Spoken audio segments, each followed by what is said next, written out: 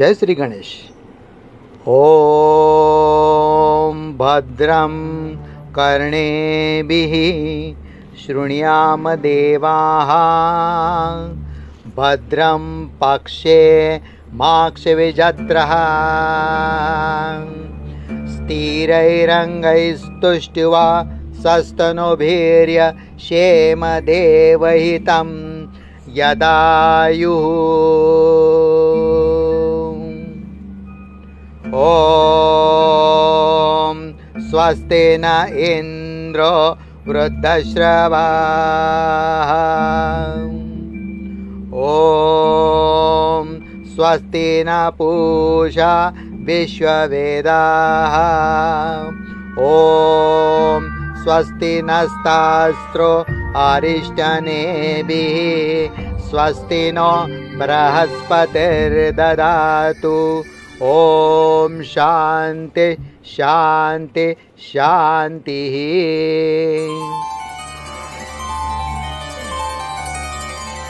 ओम नमस्ते गणपतये, त्वमेव प्रत्यक्षं तत्त्वमसि, त्वमेव केवलं कर्तासि, त्वमेव केवलं धर्तासि, त्वमेव केवलं हर्तासि, त्वमेव सर्वं कल्पितं ब्रह्मासि, त्वं साक्षादात्मासि नित्यं। ऋतं वच्मि सत्यं वच्मि, अवत्तं माम् अववक्तारम् अवश्रोतारम् अवदातारम् अवधातारम् अवानुचानोमं शिष्यम्। अवपश्चात्तात अवपुरस्तात्तात अवोत्तरात्तात अवदक्षिणात्तात अवच्चोर्ध्वात्तात अवधरात्तात। सर्वतो मां पाहि पाहि समन्तात्। तं वाङ्मयस्त्वं चिन्मयः, त्वम् आनन्दमयस्त्वं ब्रह्ममयः, त्वं सच्चिदानन्द द्वितीयोऽसि, त्वं प्रत्यक्षं ब्रह्मासि, त्वं ज्ञानमयो विज्ञानमयोऽसि। सर्वं जगदितं तत्त्वो जायते, सर्वं जगदितं तत्त्वस्तिष्ठति, सर्वं जगदितं त्वयि लयमेष्यति, सर्वं जगदितं त्वयि प्रत्येति।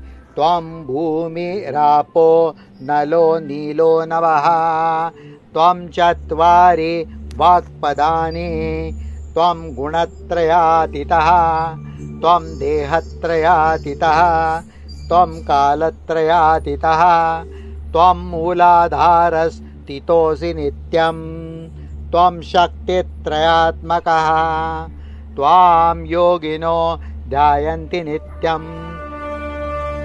त्वं ब्रह्मास्त्वं विष्णुस्त्वं रुद्रस्त्वं इन्द्रस्त्वं वायुस्त्वं सूर्यस्त्वं चन्द्रमारुतस्य ब्रह्मभूर्वः स्वरो। गणादिं पूर्वमुच्चार्य वर्णादिं तदनन्तरम् अनुस्वारः परतरः। अर्धे दुलसितं तारेण रुद्धम्, एतत्तव मनुस्वरूपम्। गकारः पूर्वरूपम्, अकारो मध्यमरूपम्, अनुस्वारश्चात्यरूपम्, बिन्दुरुत्तररूपम्। नादसन्धानं सहितः सन्धिः, सैषा गणेशविद्या गणकऋषेः निःसृद्गायत्री छन्दः गणपतिर्देवता। ॐ गं गणपतये नमः। एकदन्ताय विद्महे वक्रतुण्डाय धीमहि तन्नो दन्तिः प्रचोदयात्।